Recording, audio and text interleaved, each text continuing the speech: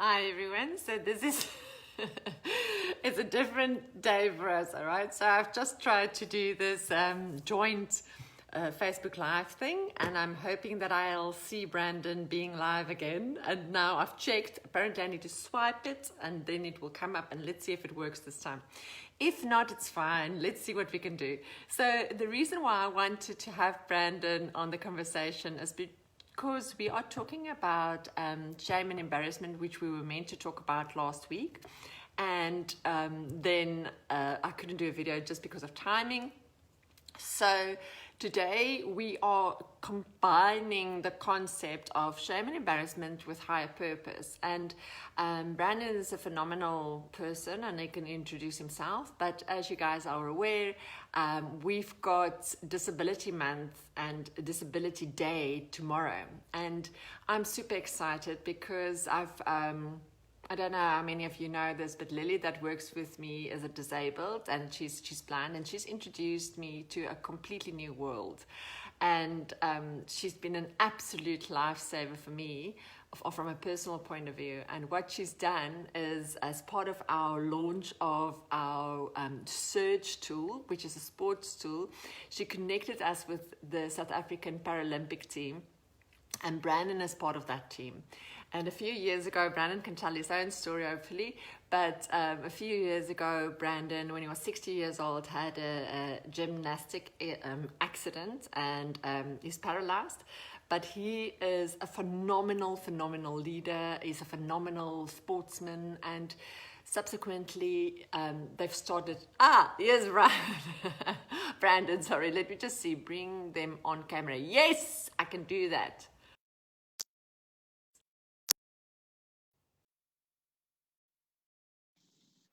So it's glitching a little bit. Let me just see why it's not bringing him on camera yet. It's connecting. Fantastic. Yay! It's working, Brandon. It's not. There you go. Hi, Brandon. Welcome. You are live with me. I hope the connections work.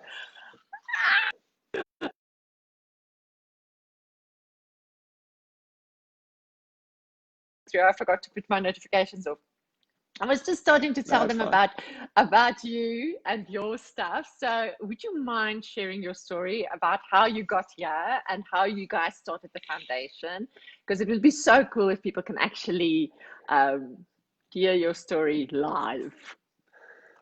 Okay, well, I guess it started in 2012. I was training as a gymnast at junior Olympic level at the age of 16 when I was on the parallel bars doing my routine and did a dismount off the side and had a lapse of concentration, missed the safety mats and ended up landing on my head and broke my neck at level C6, C7. I've actually still got my scar across my neck here from my operation. Oh, So wow. in an instant, I went from uh, being a gymnast, a musician, and a dancer to being paralyzed from the shoulders down. Had no function of my hands, no function of my triceps or my torso or legs. And the doctor said I'd be like that for life and that I'd have to accept it and have to accept that uh, I'm going to be needing assistance for the rest of my life from carers and from. I said no. I said that I wouldn't let that be my future, and I was going to do the best that I could at improving my situation and getting back as much as I possibly could.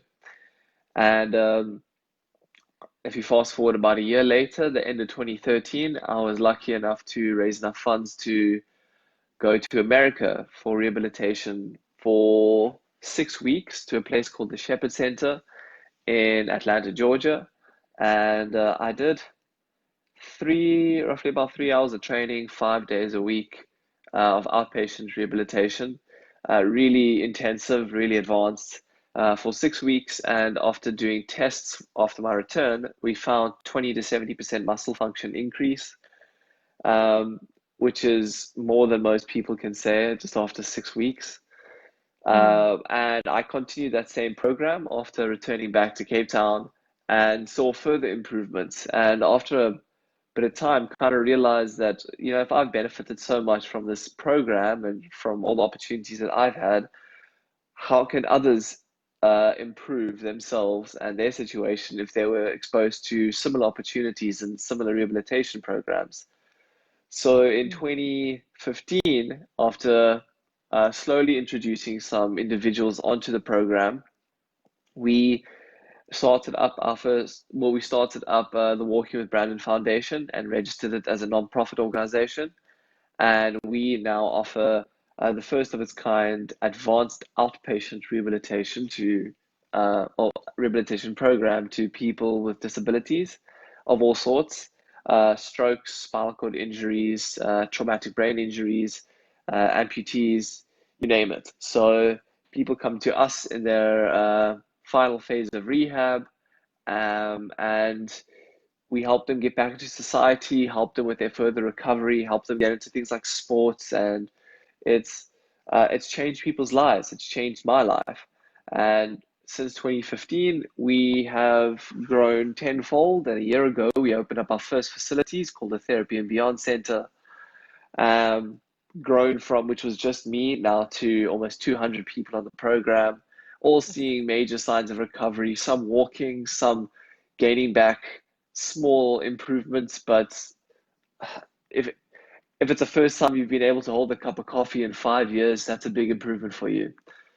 So that's pretty much what I've been doing on that side, involved with peer support, motivation, and running that nonprofit, and absolutely loving every moment of it, and growing the community and increasing awareness in society that us people with disabilities are as capable as anyone else out there if you just give us a chance, and if you show us that if you give us the correct tools, and you give us the opportunity to improve our mindset.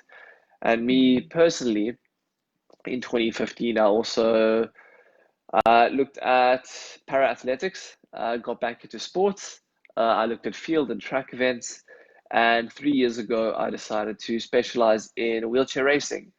And now, uh, 3 years of specializing in wheelchair racing, I am a South African para athlete in wheelchair, in 100 meter, 200, and 400-meter sprints. And yeah, I've represented my country last year at World Champs, and now I'm training for the Paralympics next year. It's so cool. Thank you so much, Brandon. I'm so glad we could have this conversation, and I find it phenomenal. So I I hope want to that was ask short you. enough. So no, you were perfect. You were perfect. So tell me. So in terms of, because we're talking about these things of how something that happens to you, and it's almost not embarrassing, but it's almost like, how can I, have this lack of concentration, lack of whatever, and that blame and that whatever that you had to go through. Talk to me about how you are able now to really live up to your higher purpose and what you meant to be doing. So it sounds amazing, the work that you're doing, and I know I've visited it, so I think it's amazing. So talk to me, talk to us about that. I feel like on the one hand, for me to get over or to overcome these hurdles, I've had to firstly take all the blame up, or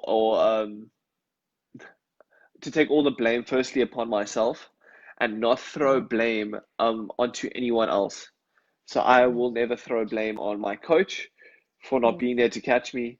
I will not mm, throw blame on, I don't know, my um, the therapists or anyone or the mm, facilities that I was at or anything that's come in my way. Because at the end of the day, I could have changed anything that could have happened, but it just happened that way. So there's no mm, point throwing blame upon anyone else to get you nowhere in life. But mm, in that same phrase, I would also say that I will not beat myself up about it. In that same mm, contradiction, I'm not going to mm, subjectively look at it and dwell in the fact that, yes, I'll take the blame, but I'm not going to dwell in the fact that, oh, I caused this, mm, because I didn't. If I mm. can say it really roughly, shit happens and Yes, life gets in the happens. way. and Mm. we can't do anything about it. Yes. So I've had to realize that for me,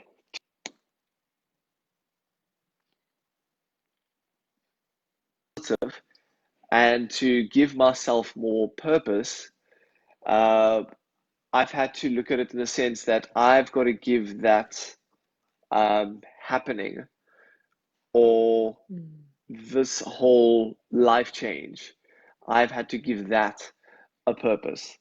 So, how can I look at this tragic Mm. situation? And I Mm. feel like everyone can look at it in this way, no matter what the tragic situation is. How can I turn this tragic situation into something positive? So, what can Mm. I gain out of this situation? What can I learn? How can I grow? How can I apply this knowledge in a matter that makes me turn around and say, you know, maybe this happened for a good reason. Maybe I can turn Mm. this bad thing into something that can benefit myself and benefit others. So many So people. Yeah. I've Mm. always, something I've realized, and it's something I swear by, is that if something negative hits you in life, Mm. and you think that some doors have closed, there's always other doors that have opened as well. Mm. Mm. You just got to be willing to open your eyes up and look Look for for them. them. So that's Absolutely. I've opened up my mind Mm. to new opportunities and thinking out of the box. Most Mm. people Mm. thought, okay, you've obtained a disability, that's it, you've lost everything. Life's But over. in Mm. fact, I've gained so many other opportunities Mm. that can work in my favor. I've just got to use Absolutely. that to my advantage. Absolutely. And one of the things that I think is phenomenal as part of the journey is the fact that you're doing this peer support thing and having conversations with people that have been through something traumatic and now they're disabled. So, what is it? Can I ask you this? What is it that you get out of being there for others and running these peer support things or sessions? I would say it's there's two sides to it. There's things. What I gain out of it is what I gain selfishly out of it, which Mm. is motivation. Interestingly Mm. enough, Mm. I might Mm. be an optimistic and motivating Mm. individual, but I'm human. I have my down days, and at the end of the day, Mm. Mm. when you live life and you're so busy and you're constantly moving, and it it tends to get lonely at times, and you think that Mm. you're alone in this journey and you're the only one going through these struggles. Mm. Mm. But Mm. the fact is, you're not alone, and there's always someone out there Mm. who is in a similar situation or has gone through similar struggles, um, and it sounds hard to say, but always in a worse situation than you. And Yeah, then that no, just absolutely. pulls you straight, and you start realizing, you know what? If they can do it, I can do it. It sounds corny, but it's true. Absolutely. I Yeah, no, so many absolutely. times I chat to individuals and I realize, I'm having a shit day, but Mm. if they can get through what they're getting through, like I can do it. I can do it as well. Mm. So Mm. Mm. selfishly, I gain motivation from that, from their Mm. energy. Mm. Mm. But also, I love to see how individuals react from Mm. um, from my story. I Mm. love to see them flip. I love to see them Yes. grow. Um, an Yes. individual who I'm not going to name, but someone on our program was floating for a long time and had no direction. And there was certain happenings that happened at the beginning of this year, which Mm. a fellow colleague and myself we pointed out, we noticed, and we ended Mm. up having a discussion with him and talking to him about this Mm. serious matter. Needless to say, in about 2, 3 months, he was on the right path, and now all of a sudden he's got a job and he's looking at bettering his life and he's more Amazing. motivated. And Mm. And I say, I'm so proud. I see him and I always tell him, I'm so proud of you for like putting Yeah. yourself straight and getting yourself into Mm, gear. But he always turns around to me and he says, well, it's you motivate me because if you can do it, mm, I can do it. If you get up every morning and you train hard at it, I can mm, do it. You've been mm, there, I can do it as well. mm, And mm, it's a mm. two-way streak. Mm, absolutely. So okay. So I know we've got to end, and I want to thank you for being so open and honest and being able to chat with us. So one of the things that I know is exactly what you just said. If we don't step out to connect with other people, and we don't step out of our comfort zone of actually showing up and saying, "Hey, I'm having a rough day," then you can't get what you need to move forward. So I want to thank you for showing up. It's a pleasure. And and thank you for chatting with us and being that symbol and being there and being so authentic and real and vulnerable to say sometimes I do have a bad day and then I need to reach out and I get what I need from it. So I think in closing, I sort of just want to say thanks so much and like a It's a message maybe pleasure. to everybody is this is why we do it. We connect with other people in this weird way so that we can say we are reaching out to you so that this is how we all get better. Thanks so much, Exactly. Brandon. I appreciate Take you. I'm care. so glad we did it. Have a beautiful day. Bye, guys. Take care, you too.